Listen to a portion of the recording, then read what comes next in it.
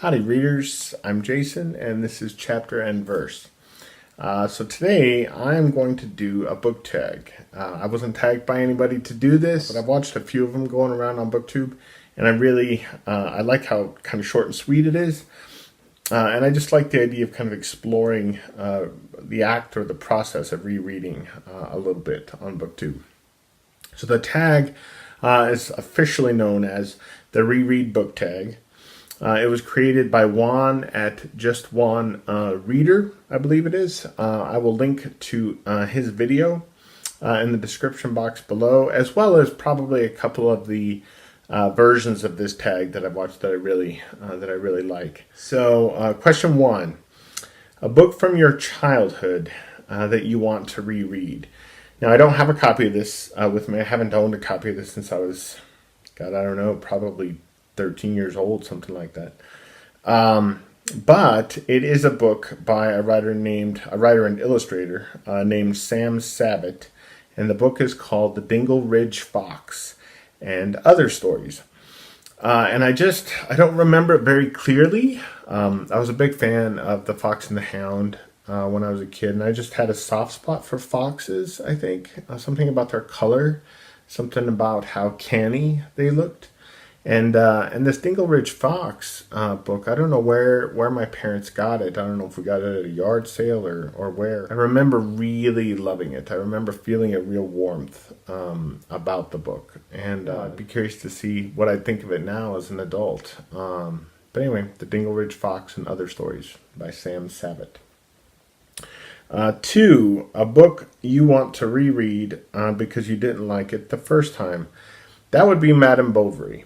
And I want to reread it. So the translation that I read was by a woman named Eleanor Marks Aveling. And I'd like to reread it in part because so many of the writers I admire most, whose work I admire most, right? Peter Carey, Julian Barnes. I mean, the list is long.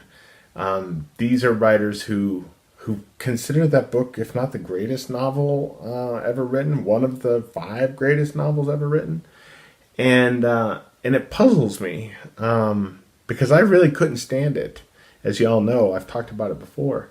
But I concede that it may have been the translation. Now, Fariba over at the Medieval Reader, whose channel is a really successful blend, I feel like, of popular literary fiction and academic reading, frankly. She tells me that French doesn't translate well. So maybe that's it. Maybe no translation I read will do the book justice. Maybe I need to learn French. It's probably too late for that. I've read a lot about different translations of Madame Bovary, and the one that people seem to regard most highly is by Lydia Davis. So I'm guessing when I give the book another shot, if I ever do, that the Lydia Davis translation will be the one that I go with. But Madame Bovary is a book I feel like I should reread because I didn't like it the first time. Number 3, a book you want to reread because you read it a long time ago. So, like most of us who are here on BookTube in the United States, I read Of Mice and Men by John Steinbeck when I was in high school. And it's still the only time I've read that book. And I was bowled over by Of Mice and Men. Now, I won't spoil anything, but those of you who've read the book know what I'm talking about. The penultimate scene, the penultimate moment, right? The single sentence or 2-sentence climax of that book. When I read that line or those lines, it was like a peal of thunder just rolled through me. I literally moved through my body. It was devastating. It was crushing. I'd be curious to see what it would do to me now. The intensity of that finale was like nothing else I had ever encountered in life, and frankly, like very little I've encountered since then in literature. Number 4, a book you want to reread because you didn't understand it the first time. So it wasn't that I didn't understand this book as a whole, but I didn't understand the ending. I couldn't conceive of why Willa Cather did what she did with the ending of this book. The ending of the book infuriated me. It almost ruined the whole novel for me, actually. And that novel is O Pioneers. Here's the thing. So a number of years after I read this book, I heard a sermon given at our old church in Cheyenne. And there came a moment in the sermon when what the pastor was saying so utterly clarified and explained, and maybe a better word, revealed to me what Cather was trying to do. I immediately, my view, my opinion, my perception of the book immediately changed sitting there in that pew. I felt like I had gotten the ending wrong. I felt like I had just been too harsh on Cather, and was trying to impose on the novel what I felt the novel should be doing, rather than what Cather intended the novel to do. So in that moment, I learned not only that I was mistaken about the end of this book, but I learned a real lesson about reading and about what I as a reader should and shouldn't be doing. I learned that I need to, when I encounter a book, when I'm reading a book, that I need to let the book try to do what it's attempting to do, instead of trying to hold the book accountable for what I think it should be doing. These are two very different things. And I didn't fully realize that until I heard that sermon, which wasn't at all about, it didn't reference Willa Cather's work at all. It wasn't at all about this book. But it revealed to me what the ending of this novel was attempting to do, and seemed to successfully be doing. So I haven't reread the book since then. But I'm really curious too. I'm really curious to see how, to what extent I appreciate that ending in a way that I was unable to before. So, next question, 5. A book that you'd like even more upon a second reading, or a book that will benefit from a second reading.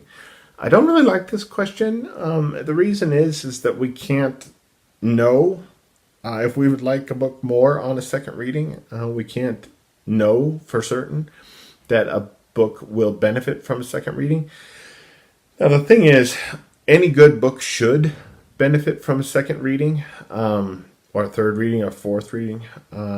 If a book doesn't, if a book gives us diminishing returns when we read it again, that's a sign it's not a very good book, or it's certainly not as good a book as we're giving it credit for being.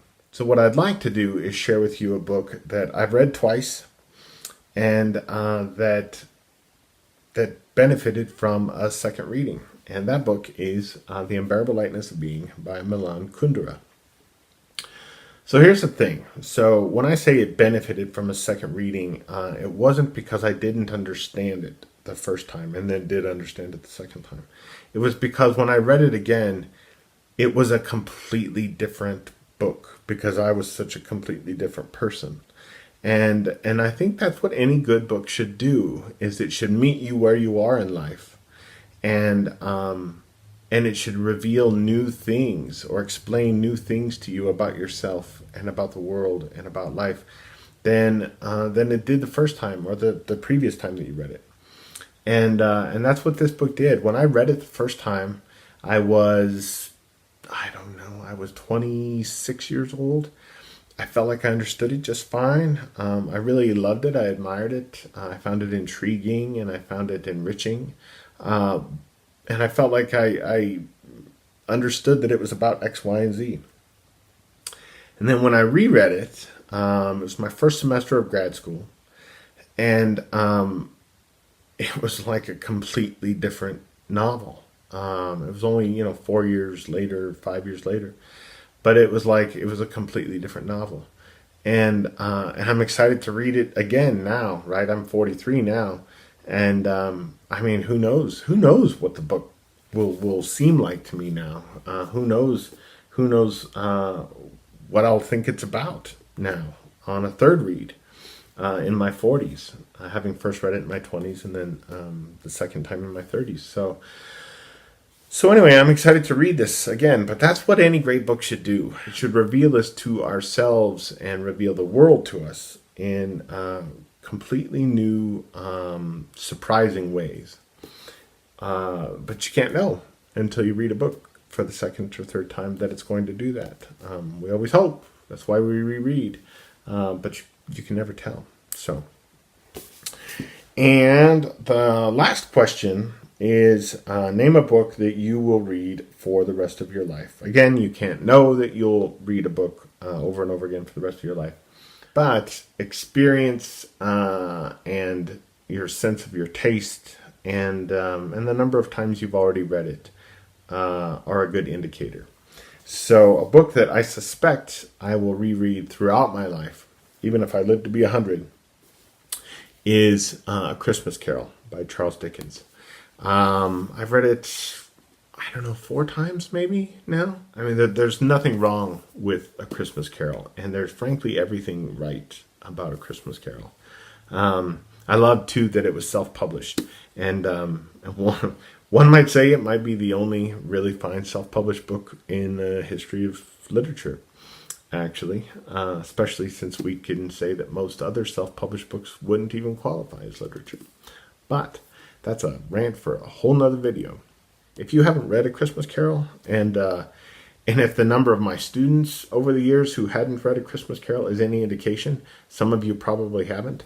You should, because it's all that and a bag of chips. So that's it. I am not going to tag anybody, but I'm going to encourage everybody watching this that if they like the idea of exploring their rereading through a tag, you should do it. That's that. And I will see you soon. Adios.